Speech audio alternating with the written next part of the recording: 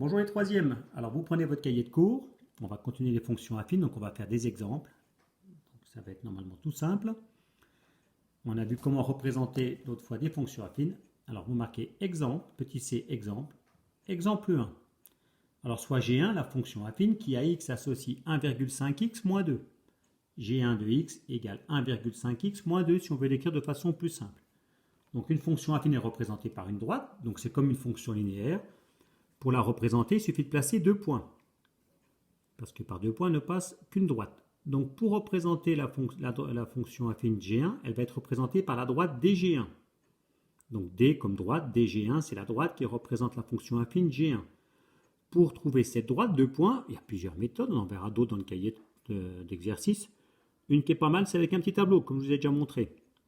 Donc X, G1 de X. Donc pour avoir un point sur la droite, on prend n'importe quel nombre, on calcule son image par G1. Puis on fait pareil pour avoir un deuxième point. Donc vous faites ça, et puis comme ça de tête, j'essaie de trouver quels sont les nombres astucieux que je vais prendre ici.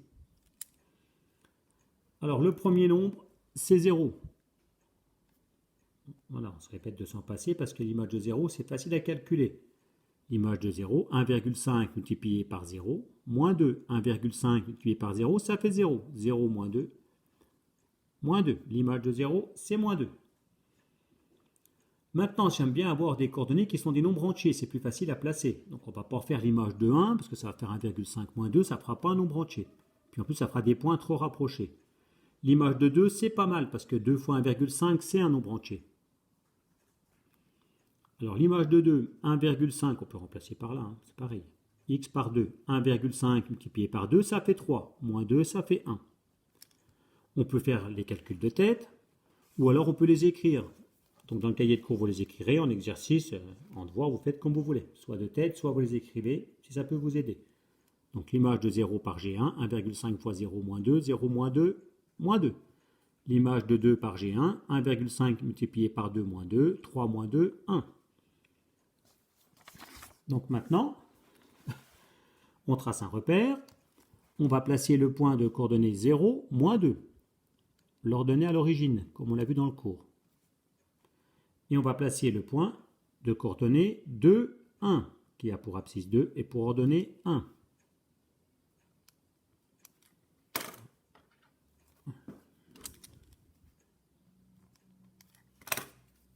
On peut montrer au crayon de papier que c'est le point qui a pour coordonnées 2, 1. Son abscisse c'est 2, son ordonnée c'est 1. Donc la droite, DG1, c'est la droite qui passe par ces deux points. On évite de faire ça. Rappelez-vous, si vous revenez quelques pages en arrière, on avait vu la fonction linéaire f1x égale 1,5x. f1x égale 1,5x. Vous notez pas ce que je fais là. Ça veut dire que g1x, c'est f1x moins 2. f1, c'est la fonction linéaire associée à la fonction affine g1. On avait représenté la fonction linéaire f1. On obtenait une droite qui passait par l'origine. Voilà, comme ça. Et bien maintenant, pour passer de df1 à dg1, et bien pour trouver g1x, on fait f1x moins 2. C'est-à-dire que pour trouver dg1 quand on a df1, on fait la translation verticale du haut vers le bas de 2 unités. On la descend de 2 unités et on obtient dg1.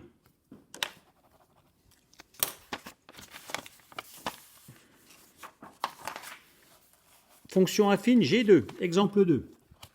Qui à x associe moins 2,5x plus 3. G2 de x égale moins 2,5x plus 3. La fonction affine G2 sera représentée par une droite. On va l'appeler la droite DG2. Deux points. Pour trouver des points, on peut faire un petit schéma, un petit tableau bien pratique. En haut, on met x et en bas, G2 de x. Et vous essayez de compléter le crayon de papier. Alors, on va trouver l'image de 0. Moins 2,5 fois 0, 0, plus 3, 3. Tout à l'heure, quand on le placera, ce sera donc l'ordonnée à l'origine. Et on va trouver l'image de 2. Toujours pareil, quand on fait l'image de 2, 2 fois moins 2,5, on aura un nombre entier. Donc on se débrouille pour avoir des coordonnées qui soient des nombres entiers. Donc l'image de 2, moins 2,5 multiplié par 2, ça fait moins 5. Et moins 5 plus 3, moins 2. On peut faire les calculs de tête ou les écrire, comme tout à l'heure. Dans le cahier de cours, on les écrit. G2 de 0 égale moins 2,5 fois 0 plus 3, 0 plus 3, G2 de 0 égale 3. G2 de 2 égale moins 2,5 multiplié par 2 plus 3, on remplace x par 2. Moins 5 plus 3, je perds 5 euros, je gagne 3 euros. J'ai perdu de l'argent, j'en ai perdu plus que j'en ai gagné. J'ai perdu 2 euros. La différence entre l'argent perdu et l'argent gagné. On trace un repère. On va placer le point d'abscisse 0 d'ordonnée 3. Voilà ce qui nous donne l'ordonnée à l'origine. Et on va placer le point d'abscisse 2 d'ordonnée moins 2.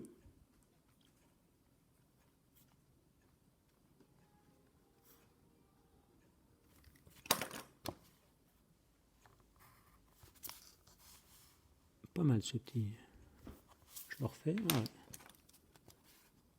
Et attention, je dis attention parce que j'ai failli tracer la droite qui passe par l'origine. On trace la droite qui passe par les deux points. Et c'est la droite DG2. Voilà, vous notez ça.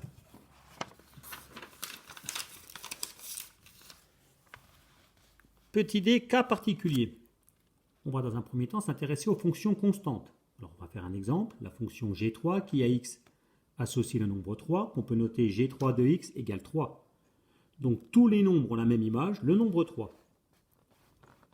Alors on peut faire un petit tableau, je dis on peut faire parce qu'on va en faire un dans le cahier de cours pour se rendre compte qu'en fait c'est inutile.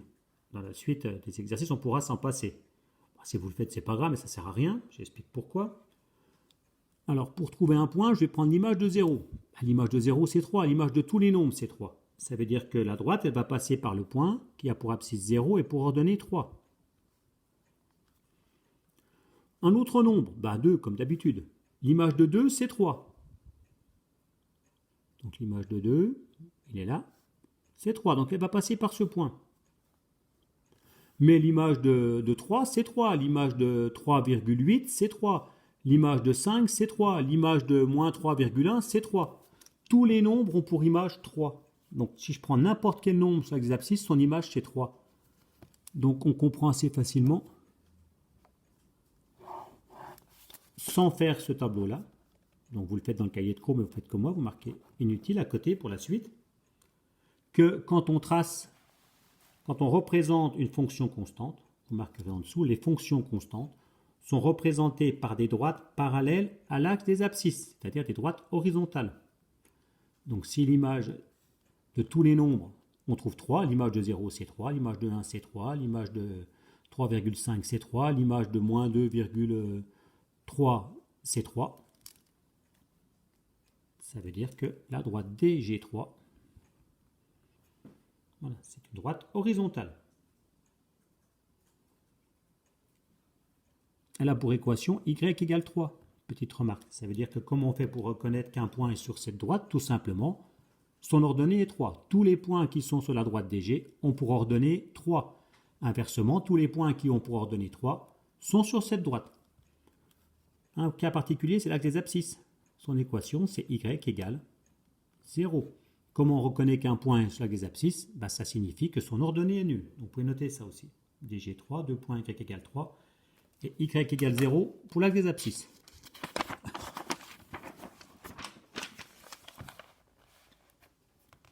On va s'intéresser maintenant, deuxième cas particulier, les droites parallèles à l'axe des ordonnées ont une équation de la forme x égale k.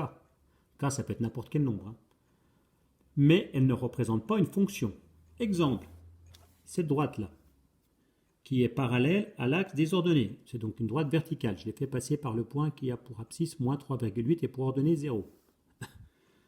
Elle ne représente pas une fonction. Oui, parce que regardez, si je voulais trouver l'image de 1, quel est le point de la droite rouge qui a pour abscisse 1? Il n'y en a pas. Quelle est l'image de moins 2? Quel est le point de la droite qui a pour abscisse moins 2? Il n'y en a pas. Par contre, donc, tous les points, je ne leur trouve pas d'image. Par contre, sauf une exception, le nombre moins 3,8, quel est le point de la droite qui a pour abscisse moins 3,8? Tous les points. Donc ce serait une fonction particulière. Moins 3,8, tous les nombres, il a une infinité d'images, tous les nombres sont son image. Les autres nombres n'ont pas d'image. Donc bien sûr, cette droite ne représente pas de fonction. Par contre, elle a une équation, c'est-à-dire qu'il y a un moyen de reconnaître qu'un point est sur cette droite. Comment on reconnaît qu'un point est sur une droite verticale? Ils ont tous le même abscisse, la même abscisse, pardon. Tous les points qui sont sur cette droite, on les reconnaît avec leur abscisse. Ils ont tous comme abscisse moins 3,8. Donc un point qui a pour abscisse moins 3,8, il est sur cette droite. Inversement, un point qui est sur cette droite, son abscisse c'est moins 3,8. Il y a le cas particulier de l'axe des ordonnées. Comme on reconnaît qu'un point est sur l'axe des ordonnées, ben ça signifie que son abscisse égale 0. Donc vous notez x égale 0. Et vous prendrez votre cahier d'exercice.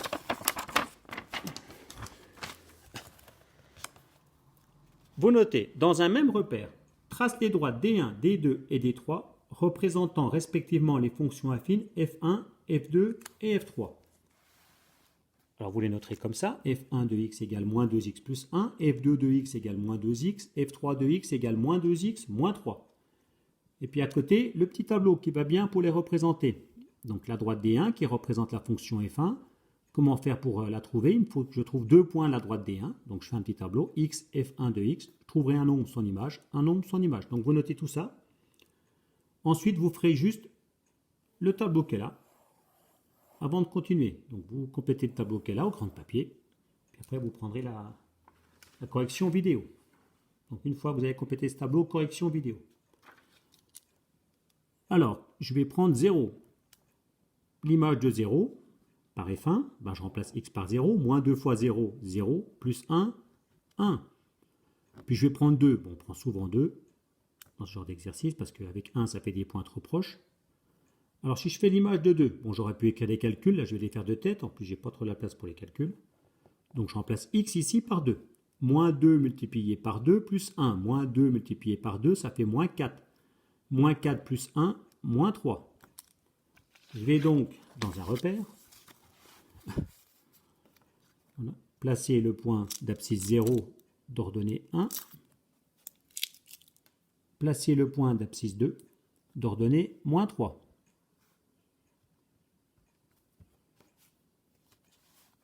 Abscisse 2, ordonnée moins 3. Je trace.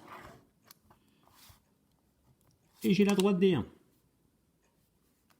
Une fois que c'est fait, eh ben vous faites des deux. Vous complétez au crayon de papier et vous venez à la correction. Alors je vais faire l'image de 0. Je remplace x par 0. Moins 2 fois 0, 0. Bon, f2 c'est une fonction linéaire. Donc on sait que dans une fonction linéaire, l'image de 0 c'est toujours 0. L'image de 2, eh ben, moins 2 multiplié par 2, moins 4. Eh ben, je vais prendre le même repère. Je vais donc placer alors, le point origine, 0, 0, c'est déjà fait. Et le point d'abscisse 2 qui a pour ordonnée moins 4. Abscisse 2, ordonnée moins 4. Le voilà.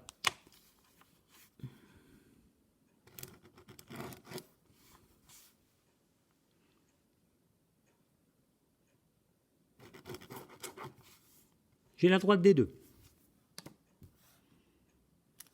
Et je fais pareil pour la fonction affine f3.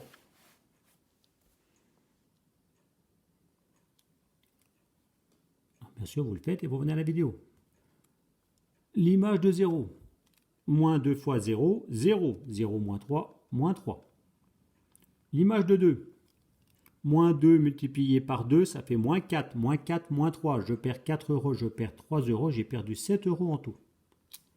Je reprends la feuille avec le repère. Je vais placer donc le point d'abscisse 0 est d'ordonnée moins 3. Et le point d'abscisse 2 est d'ordonnée moins 7. Abscisse 2. Et je descends de 7. Moins 1, moins 2, moins 3, moins 4, moins 5, moins 6, moins 7. Je rejoins.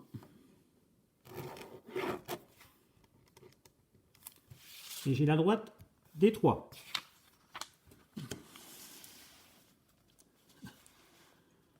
Alors une petite remarque. La droite des 2 représente la fonction linéaire f2 de x. Et vous remarquerez que f1 de x c'est moins 2x plus 1. C'est donc f2 de x. Vous n'êtes pas obligé de l'écrire ça. Plus 1. Puis la fonction f3 c'est f2 de x moins 3. C'est-à-dire on a trois fonctions qui ont la même fonction linéaire associée f2. Bon, f2 de x c'est elle-même. Et puis f1 de x c'est f2 de x plus 1. Et puis f3 de x c'est moins 2x moins 3. f2 de x moins 3. Ça veut dire qu'une fois qu'on a représenté la fonction f2 par la droite D2, si je veux trouver la droite D1 qui représente la fonction affine f1, il faut que je prenne la droite D2 et que je la monte de 1 unité, que je fais une translation verticale du bas vers le haut de 1 unité. Voilà, et j'obtiens D1. Bon, c'est un petit peu rikiki comme dessin. Par contre, si je veux trouver la fonction, la droite qui représente la fonction affine f3, f3 de x, c'est f2 de x moins 3, je pars de D2, et cette fois-ci, je descends de 3 unités. Je fais la translation verticale, mais qui va cette fois-ci du haut vers le bas de 3 unités. Voilà. Donc pour passer de D2 à D1, on monte de 1, de D2 à D3, on descend de 3. Des fonctions affines qui ont la même fonction linéaire associée sont donc parallèles, puisqu'on passe de l'une à l'autre en faisant des translations. Moralité, des fonctions affines sont représentées par des droites parallèles, ça signifie qu'elles ont le même coefficient. Si on a le même coefficient, les fonctions affines seront représentées par des droites parallèles. Vous marquez remarque. Alors soit on dit ce que je viens de dire, là, les fonctions affines sont représentées par des droites parallèles si elles ont le même coefficient, ou alors on peut parler des droites. Deux droites sont parallèles, cela signifie qu'elles ont le même coefficient directeur. Voilà. Si vous avez ces deux droites sont parallèles, ça signifie, si et seulement si, elles ont le même coefficient directeur. Voilà. Elles représentent des fonctions affines qui ont le même coefficient, c'est pareil. Si je donne f de x égale à x plus b, je vais dire que a est le coefficient de la fonction affine f. Elle est représentée par la droite d, qui a pour équation y égale à x plus b. Et là, je vais dire petit a, c'est le coefficient directeur de la droite d. C'est pareil. Donc si je prends deux droites, d1 et puis d2,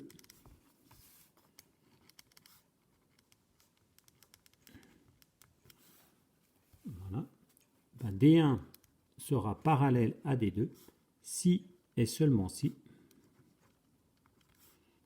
A1 égale à 2. Voilà. Elles ont le même coefficient directeur. Ce sera tout pour aujourd'hui. Merci.